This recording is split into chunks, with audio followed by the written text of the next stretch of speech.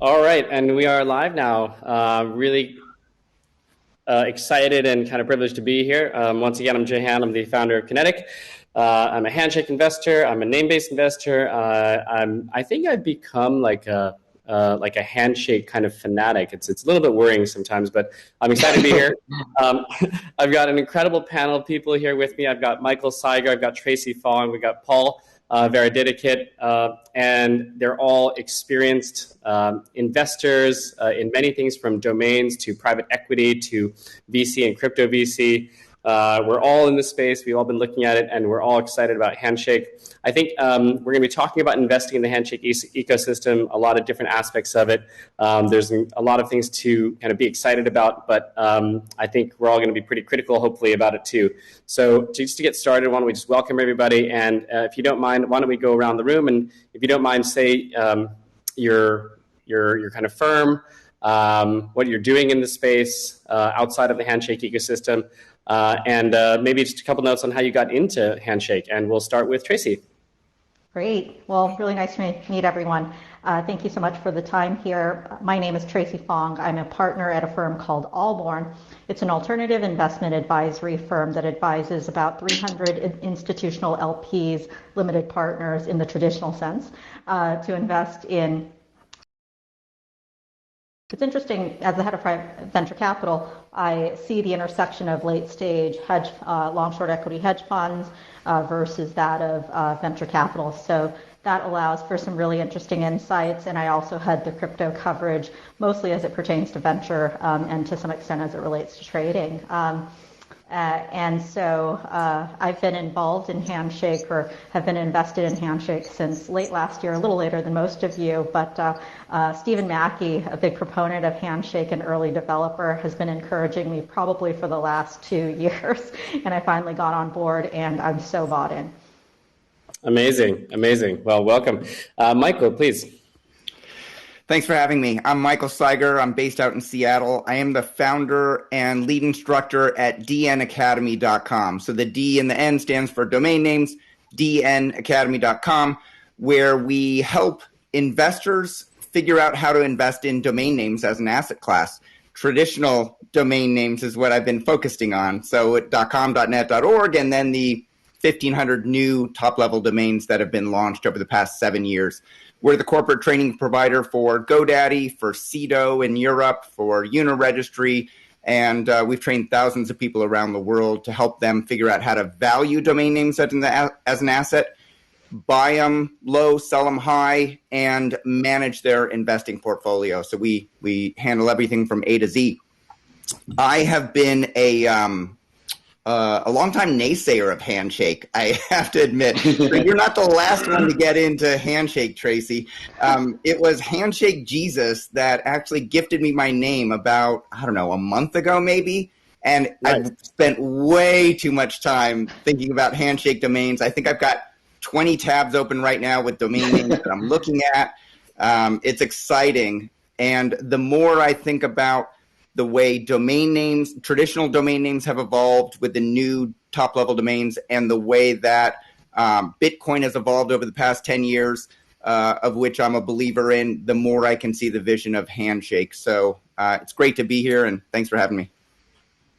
Thanks. And I just got to say, like, Handshake Jesus, really, I mean, he really has been incredible at just spreading the gospel. So we appreciate that. And we've got Chjango. Chjango is a longtime supporter and kind of a booster and evangelist for the space. Please. Yeah, I just saw Handshake as this potential for me to get in as an early adopter, because back in the 90s, I was a child, and so I missed out on the internet pioneer opportunity. And so now Handshake is that second opportunity, and I think lots of us see that. And yeah, we're here to talk about that. Excellent. And then last but not least, my good friend Paul from Pantera. Go for it. Hey guys, I'm Paul Veradittakit. I'm a partner at Pantera Capital. And yeah, I feel like of all the domain buying that I've been doing, I probably should have consulted Michael before doing all of that. I probably spent way more money than I needed to. But, with Pantera Capital, we've been investing into cryptocurrencies and blockchain companies since 2013. DNA of the firm was from Dan Moorhead, who used to be at Tiger Management, CFO, head of global macro trading. I'm more of a VC guy, so I've been in venture capital for the last 10 years. 3 focused on mobile infrastructure, mobile apps, and started investing into blockchain companies and protocols since 2014. And, the third partner at our firm is Joy Krug from Augur, and all we do is just exclusively investing into currencies and companies. The way that I got, really excited about cryptocurrencies was really just enabling the emerging markets to get access to financial services. And then, of course, now we have the decentralization of the internet, which includes Handshake. I've known Joseph Poon and Andrew Lee for a while. Joseph from his work with Ethereum, and then Andrew from his work at Purse. And so, for me, just a huge fan of just, decentralized infrastructure. And we invested into the pre-sale. I invested personally too. And I'm a huge user of things like Namebase. So both playing around with domains and also trying to figure out how to grow the community. Awesome, great. Well, let's dive in. I think the first thing I want to start just really broad, and just conscious of everybody in the audience who's listening, thinking about how to invest or how to kind of get access to different things and different ways to appraise. Tracy, let's start with you, and we'll go around. What is your Handshake thesis? Sure. I think that the investable opportunity has so much room to grow. So I think about it more from an institutional investor's perspective and why an institutional investor might want Handshake in their venture capital portfolio or crypto asset portfolio. And so in the context of, just to kind of level set some of the investment sizing and opportunity set in the context of, $1.5 trillion of ETH and Bitcoin, $100 billion of layer 1, $50 billion of DeFi, $100 billion, and these numbers are all moving, of course, but $100 billion of on-chain synthetic tokens, $25 billion in Web3. But, as Chjango said earlier in the discussion, it's really what's, like in the late 90s, Web 3.0 is really an opportunity to fuel the way the new internet will be built. And so I think that's going to be really exciting. I think that this will be, part of sort of the protocol layer that will accrue some of the most value, and I'd be really curious to discuss more of that today. Furthermore, as I talk to some VC investors, and they're still a little, I think it takes some time for some of these VC investors, Paul here notwithstanding, to really get an understanding of how Web 3.0 Handshake and the opportunity set might unfold. As I kind of walk through to, I'd say I surveyed about 20 institutional venture capital funds that have a disproportionate majority in crypto, and they're still pretty active in DeFi and some of the other, primary opportunity sets, and haven't really gotten as comfortable exploring Web3 yet. It's sort of an opportunity that's going to come to fold as they realize that there is both an enterprise and a consumer opportunity. And I can expand on that later, but that's sort of the crux of how I think about it from our institutional LPs' perspectives. That's great, thanks. But how do you think about it from individual? Oh, I see. Okay, great. Yes. It's kind of similar thing. That's sort of the hat that I have. In addition to that, I've also sort of tried to relinquish some of my institutional thinking and, traditional, let's call it Keynesian economics thinking through to now more of an Austrian economics framing. And I think my journey was I first had to unlearn everything I learned from a very, specific approach to macroeconomics. So when I went to Berkeley undergrad, Janet Yellen taught there, and she's a total Keynesian. Paul's nodding his head. And then I actually, I went to, the very traditional finance route, worked at Goldman Sachs, Citigroup, Lehman Brothers, and went to Harvard Business School. All of them are all Keynesian economics, part of this establishment financial infrastructure. For me, I had to kind of unlearn all those things, get a lot more comfortable with crypto, and then finally understand, piece together, growing up in the 90s and actually having worked in startups since the late 90s, having to piece that together and having that aha moment to say, wow, this is all going to crystallize in such a beautiful and elegant way on this basis where it's the coming together of some of the most rapid development of software known to man on an open source basis. coming together with a wide swath opportunity set and open playground for people that are willing and motivated to play, to build, and to utilize these top-level domains in so many different ways through to the enterprise, the consumer, and then some of the really interesting things which we can ultimately talk about, like wrapped NFTs, etc. So hopefully that's a little more comprehensive in terms of my personal journey. Yes, that's great. Thank you. Chjango, how about you? How do you, what is your kind of, I mean, obviously you're so involved in the community, so it might be hard for you to kind of, dissect the different aspects of it. But just from an investor standpoint, obviously, I know that you buy Handshake, and I don't know if you buy domains. Like, how do you look at Handshake from an investor standpoint? Yeah, the way I view this is more from an intuitive angle because, I have the same feeling as I did about Bitcoin in 2014. It was like, okay, well, this tech is great.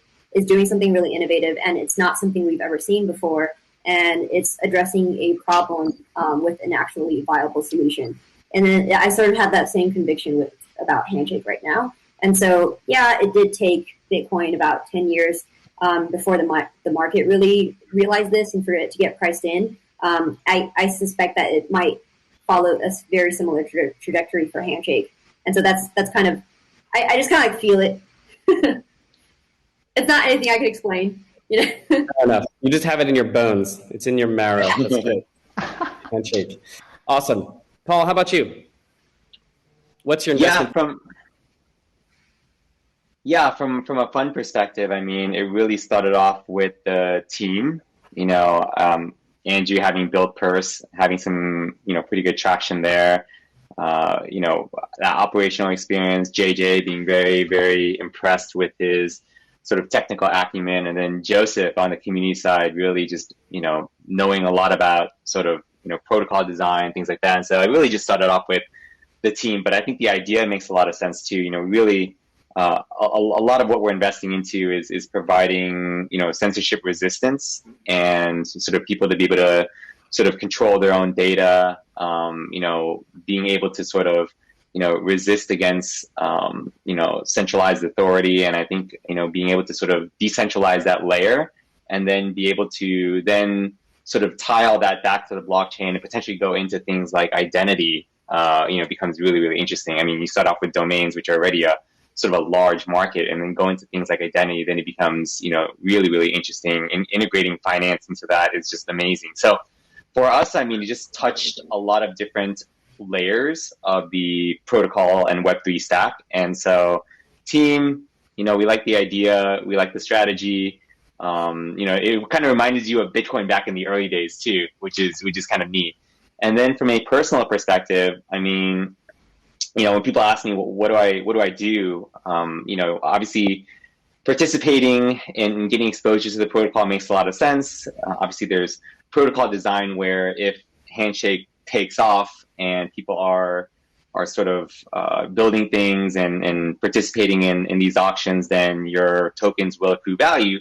But then again, I mean, similar to how we invest into venture capital equity and also into the tokens themselves, I think there can be a lot of value, especially in these domains. And so being an early investor in these and trying to have, your strategy on what type of domains, just like back in, and this is where this is more Michael's domain, but, I think just being able to have some exposure there and being able to potentially get some quicker wins through, the evolution of these secondary markets could be a way to make some more immediate money while you're sort of hoping that the community and everything else kind of takes off on the protocol side of things. And that's probably more understandable for a lot of Web 2.0 guys than, some of the newer generation of crypto investors.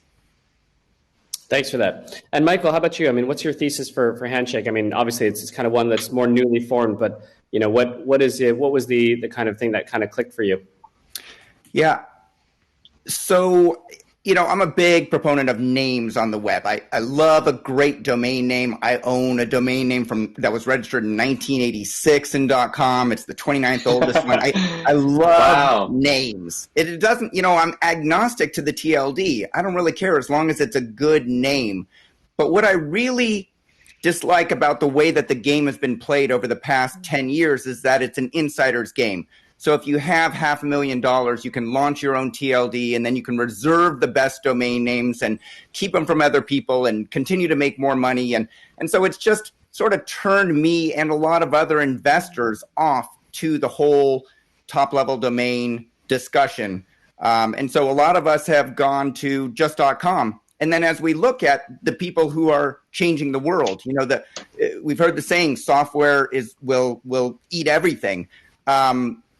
The developers and the founders of today, of the past 5 years, have chosen CCTLDs. They've country code top-level domains. They've chosen .io, .co, .gg. We see venture capitalists going to .vc. These are countries, country code top-level domains around the world, because they don't necessarily want these new TLDs, some of which are going to new TLDs. I don't want to paint the picture wrong, but they're choosing their own fate and they're building on that. And so because this entire community is built by developers, they're building, I see them building it for what they want to see in the future. The fact that I can go register a top-level domain, and if it has value, I can then choose to run it as my own domain, or I can choose to put it on chain and sell second-level domains on it and turn it into an annuity, which very few people have had before. And so if you had the vision a year ago and you got great domain names, you're set up for something that could happen over the next few years. And if you didn't, you still probably have enough money to buy a great domain name that has the opportunity to sell many hundreds of thousands or hundreds of thousands of second-level domains. And so I find it fascinating. I would classify myself as cautiously optimistic. I'm not going all in. It's maybe, 0.5% of my investments in domain names that I'm playing around with Handshake. Maybe a hedge. I do believe in it because I believe in the developers in this community from what I've seen, from who I've interacted with. And so, that's my general take on the Handshake ecosystem and domain names. And so I think some domain names, if you go through the list of what's going to auction, what's closing over the next 24 hours, I say 99% of them are just not very good. They're not investable assets. But, once every 10 screens, there's a great domain name that's either going to be a phenomenal brand for a company instead of .com, or to what makes a great domain from your perspective. Obviously, you're the kind of the expert on this. But I want to start. I want to come back to you for on one thing, which is you've got 0.5% of your entire portfolio in this space. What's it going to take to get you to 5 or 10%? What are you waiting for? I'm looking on a dollar basis. I'm not total number of domain name count, because I have a very small investment portfolio that's worth, in my opinion, it's worth a high value. So from an investment perspective, it all comes down to usage, right? I think that I actually missed the showcase that you did last night because I had to go to dinner. But when real companies are using Handshake, and I commend the conference for forcing people to go to Handshake, and I input the IP addresses at hdns.io that was shared yesterday. And so now my Chrome and my Safari and my Firefox resolve in all Handshake domains immediately. Like, that's fantastic. But we need to get companies using it as their primary source, and then we need to get into browsers. That's if Handshake domains get into browsers, game over, I think, because then the next generation of internet users will just type in a top-level domain and go there. Yeah, I completely agree, and definitely that's kind of what we're all kind of pushing for. Okay, so let's kind of ping it back over to you, Tracy. What are you looking for in the ecosystem as signs of kind of maturity? And signs that the technology and then the overall infrastructure is going on the right track, which makes it perhaps more or ready for prime time. Handshake has always kind of seems like it's still niche, it's still lagging behind. It still has that kind of fresh feeling as like an undiscovered little gem in the forest, mushroom in the forest. But what's it going to take for it to kind of graduate? Sure. From a technical perspective, I have a somewhat limited purview as I'm more on the financial perspective, but from a from comparing some of the other projects I've looked at a very high level, much more sort of developer engagement, broadly speaking, maybe more distributed across the various areas that Paul articulated, for example, and geographically. I think having some geographic distribution can enhance some of the attraction of other developers and that the sort of related network effect.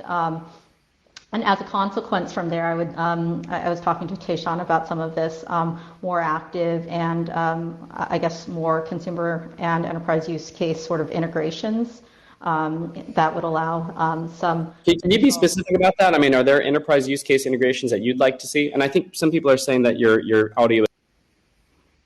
Oh, got it. I'll try to speak up. I'm in an interesting sort of unnamed location, so I'll try to speak up.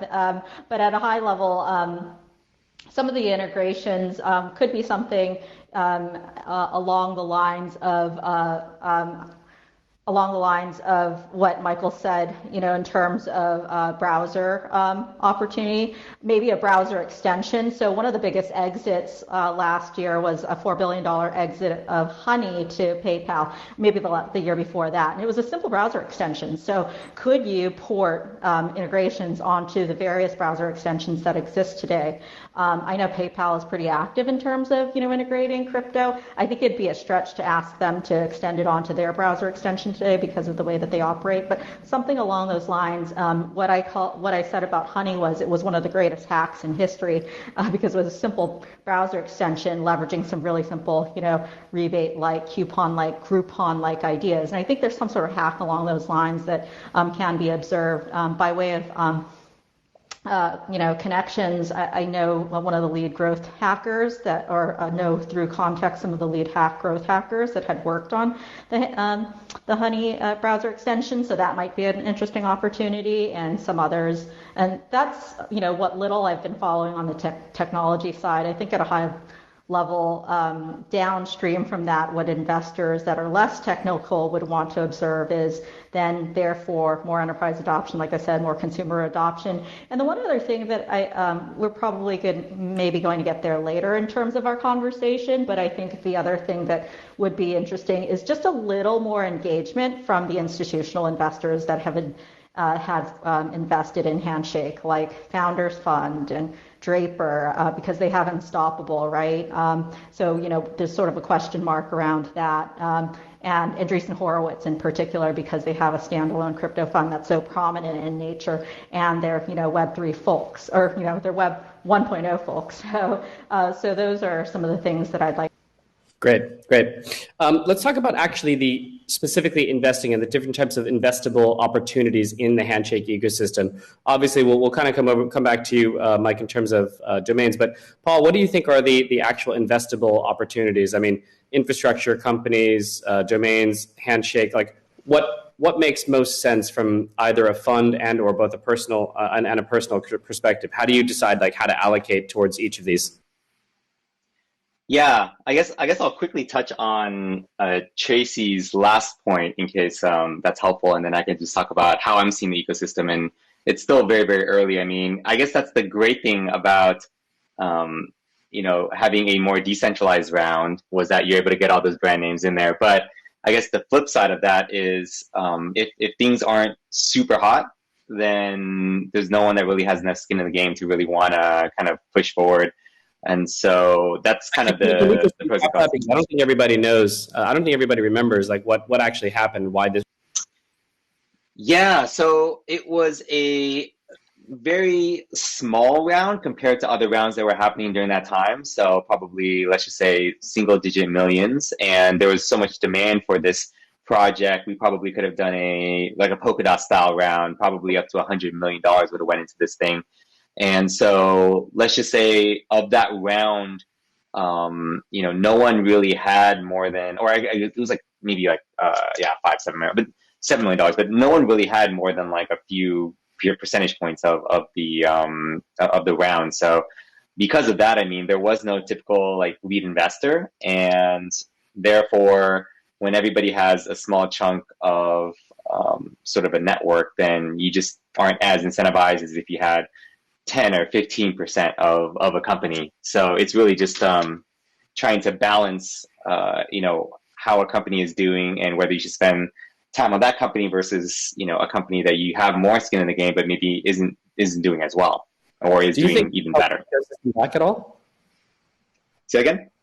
Do you think that's held the ecosystem back in terms of its development, not having really committed investors? Because I mean, back when we were starting the DWeb Foundation, I actually did some of the rounds and I talked to some of the early investors, and they're like, "Oh, we still have this," because they'd only put maybe $50,000, $100,000, and it just they literally couldn't afford to allocate the time to even follow up on it. And I was like, "Why don't you buy more Handshake? It's not even that far from the entry. Like the entry price was 10 cents. It was like 3 years ago.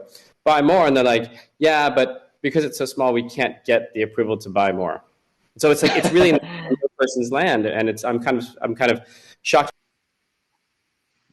Yeah, so I think more than just the number that people put into the round, but it's also the percentage of their fund.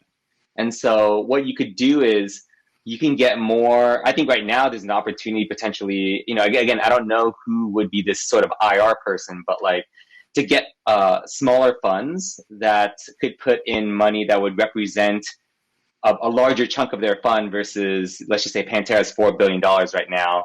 We invested $300,000 in Handshake. It's a very small percentage of our fund. And so, getting smaller guys or angel investors that can have a little bit more skin in the game in terms of percentage of their worth and then be able to sort of go out there and I think things like this are super helpful, where you are just creating content, creating awareness. I think in general, we need to just have more entrepreneurs and more competition.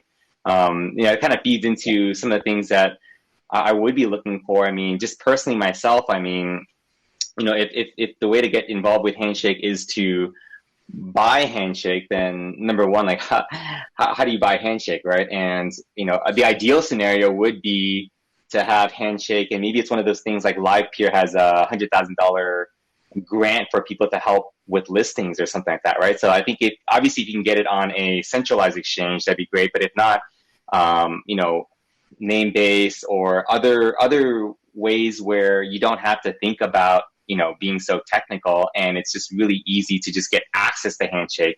That's the most important thing. So maybe integrations with other existing, wallet providers that already have a bunch of traction with other different tokens and things like that. So I think that's the first step is, how do you increase the on-ramp to Handshake? And maybe there are sort of dedicated services for that. Like, River Financial today raised $10 million and it just focuses on Bitcoin. Maybe there's just like pure on-ramps for Handshake, and then from there you can kind of like like almost like a mobile app, that like a app store for basically getting Handshake and then being able to just do different things with it, do secondary markets and things like that. So in general, like I think that needs to be solved. And then from there, I think you start thinking about like, how do you get other developers on board? So me and Jehan are both invested into a company called Alchemy, and they're kind of doing that for Ethereum, right? Yeah. So, if you look at Polkadot right now, I mean, really what is helping that take off is they've solved the on-ramp problem because all the large exchanges have given access to Polkadot. But from there, it's really, how do you sort of, how do you sort of transfer like, existing companies onto Polkadot? And that's kind of what people are building with the Trustless Bridge. And then, of course, there's different toolings that people are building to, make it a lot easier for people to develop new applications on top of Polkadot. You need the same thing to do with Handshake.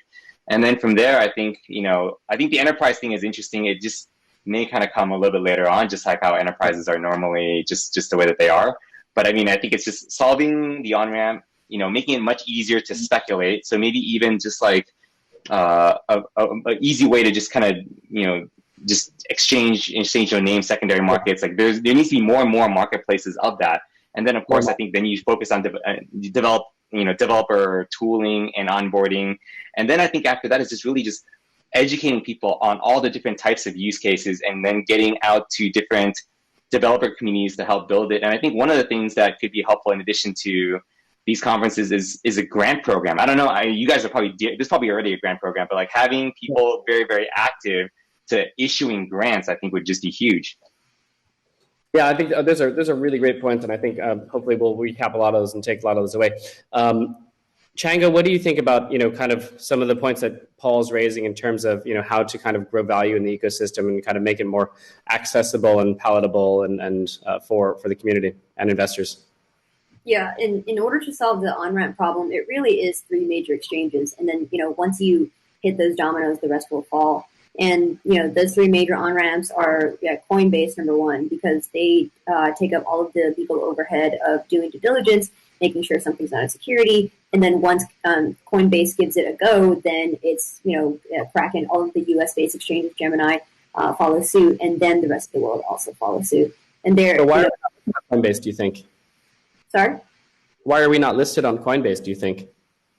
Well, okay, if I want to use the Atom example, for example, Cosmos was launched March of 2018. It took Coinbase maybe about a year of due diligence before, to make sure that it was not a security or that it fell within the SEC's guidance framework, and that and then once they gave it a green light, then it was launched, and it took about 1.5 years. And so we're coming up against that mark for Handshake, and what it really is each of us in this community are really passionate about it, and all of us have some sort of influence and maybe a connection to Coinbase, and it's just a matter of talking to them and giving them access to whatever knowledge we have about the potential of this thing. And especially since it, in relation to like every other coin, like especially proof of stake coins, this one is way more decentralized, right? It mimics Bitcoin's, it mimics Bitcoin's Nakamoto model. And so this should easily pass their smell test. Yeah, I agree with that. I mean, I think it's a no-brainer in terms of being decentralized. I do think that these Coinbases and at least all the U.S. exchanges are fairly regulated, so there is a process, and so you need a bit of hand-holding to get onto those ones. Now, maybe Binance and those other guys, maybe not as much. So that's just kind of how it is with someone like Coinbase, and so I don't know who is sort of responsible for that, but I think there needs to be maybe an integration team for exchanges to kind of help facilitate that. And especially with what's going on with DeFi, why isn't, again, I'm not super technical, maybe this is tough, but there's obviously a lot of decentralized cross-chain exchanges out there, but why isn't there any sort of like liquidity built up on maybe decentralized exchanges to kind of go out there and get some access that way? Yeah, so staking, things like that. So one team that we actually are working very closely with, who wasn't able to make this conference to be a speaker, is KyoCon. And they're actually at the forefront of bringing this DeFi narrative onto Handshake, which is Handshake, HNS tokens is a payment token. It doesn't have any security risks that would come with being a staking token as in proof of stake. And so it's totally fine. You could just peg it onto Ethereum, for example, or another blockchain such as Flare, and then you could just lock it up, send it into like a lockup address. And then you could, subsequently mint a synthetic token on the other blockchain and then enter into this DeFi economy, which is happening. It's totally happening, like this year. Bet on it. Yeah, we had a pretty exciting talk yesterday from Flare, Hugo Fillion, the founder of Flare.xyz, who's going to be doing an integration. And I believe there's going to be an announcement maybe in a couple of weeks or so about their support of the ecosystem. And they're going to basically help to tokenize domains. And that might even kind of lead to tokenizing the second level domains, which I think is pretty interesting. Let's kick it back to you, Michael. I mean, we said we'd come back around, we're in the final stretch now, about what makes a great domain name and investing. How should people in the audience be thinking about looking at domains, valuing them? How do you do it? Well, the first way I do it is I understand that in the domain asset class, there are 6 types of domains. There's generic dictionary words, exact match words, which have search volume and CPC. There are brandable, sort of made up words like Google. There's acronyms, numerics, and alphanumerics. But if we take away the acronyms, numerics, and alphanumerics and just focus on the 3, getting a great brand that somebody might want is what everybody should be looking at first, right? I sold Tulip.com a couple of years ago to the company Tulip.io. It's a retailer technology provider. They were upgrading. They wanted to get their .com. So I worked with them to make that happen. there are a lot of companies named Tulip. There's no one company that owns that mark, and I would warn people not to buy trademarks that are only owned by one company. Think iPhone, think Coca-Cola, those types of marks. But for a generic word like tulip or rose or something like that, in the top level domain is fantastic, because a company might want to choose to go to the decentralized web sometime in the future, and that would be a great option for them. Search volume and CPC for exact match domain names is great. So if you can find a high search volume that has active advertisers, that's the sort of the sweet spot for commerce, right? Everybody wants to buy something online. They're buying services or what have you. So if you can get something like software.com or cars or music or wallets, and that allows people to take advantage of hundreds of thousands of second level domains on that one high search volume phrase, that's great. And then brandables are always fun, right? I sold carpool, the word, but with a K. And so I think that when all the great domains are taken, some great brandable words that are made up, that are easy to remember with one or two, slight modifications will be an opportunity as well in the future. So lots of opportunity, and that's what's really exciting about this space. It's still the first inning. Awesome. I think we're coming up on time here, but I want to kind of do one last kind of go around. We'll start again with you, Michael. What final thoughts do you have? And also, let's finish it off with what's the favorite domain that you own? For you, you've got so many, so you can choose either traditional or Handshake, but I would encourage you to choose Handshake. What is your favorite Handshake domain? Well, my favorite Handshake is Cyger, just my last name. I own Cyger.com. I have the Cyger Handshake. That way, anybody in my family going forward, my parents moved to the United States and changed their name to Cyger when they moved here from a European name. And so that's our family name. And then I'll be able to launch Mike.Cyger or, my kids' names.Cyger or what have you. So I recommend that people look at their first names, especially when they're thinking about, well, how do I even play around with? How do I move my money into Handshake? What's the first type of domain name? How do I figure out the system? Think about your own name, your own last name. If it's if it's unique, you have an opportunity to get it still for very little, or your first and last name, and just figure out how the system works and how names are stored in Namebase, and then think about what you might want to invest in from there. But we still need to see some commerce, and then we need to see domains selling at fair market retail. Right now, I think we're in a bit of a bubble where people are spending a lot of money on domain names that really don't have a lot of commercial appeal. So we're sort of in the ego space right now, where people really want something, but it may not be justified for commercial reasons. Awesome. Thanks for that. Tracy, how about you? What kind of final thoughts do you have about Handshake and kind of going forward from the investment side? And then also, what's your favorite domain, if any? Sure, absolutely. I'm looking forward to some of those on-ramps or extensions to things that are, I guess, more actively engaged in the community, in the crypto community today. So to the extent, we could go the wrapped NFT route, since NFTs are sort of on fire, or secondarily, projects like Flare and those types of integrations. I think about how in DeFi, how Curve and MetaMask has changed the landscape for DeFi pretty meaningfully, and many others, right? So something along those lines, maybe Flare and a couple of other projects could be that inflection for Handshake. And I own 3 Handshake names. They're, I guess, ego. Maybe Michael would indicate that. I own Tracy Fong, I own Treyfo, which is my nickname, and I own Double Rainbow, right when the emojis came out. So single emojis weren't accessible to me and my price point, but the double ones were, and Double Rainbow is a good one, in my opinion. Maybe Michael would think differently. That's great. Awesome. Chjango? Oh, yeah. So I have some final thoughts, and this is a message directly to developers.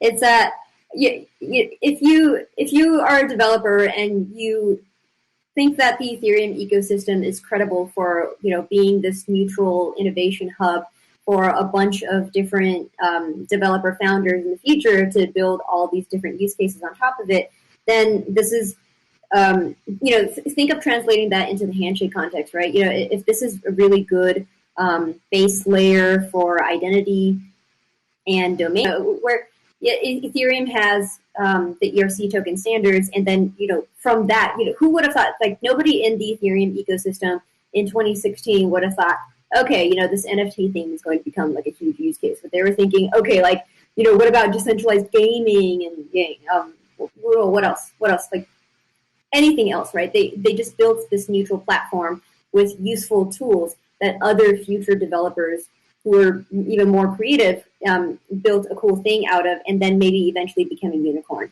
Nobody in 2016 said, okay, there's going to be Uniswap, and that's going to be the killer app of Ethereum. So yeah, if you adopt this mindset, then building mutual tools that are going to be reusable and that are open source for people to use in the future, that's going to really lend to the ultimate use case of Handshake, right? And if you're a super creative person, who knows what that might be, and that's something that the DWeb Foundation would be very interested to fund, right? If we're kind of this credibly neutral foundation that's similar, that acts sort of like the Ethereum Foundation without having any of the core team in it, then that's something that would really bolster the ecosystem. And your favorite domain? Of the ones that I own? Yes.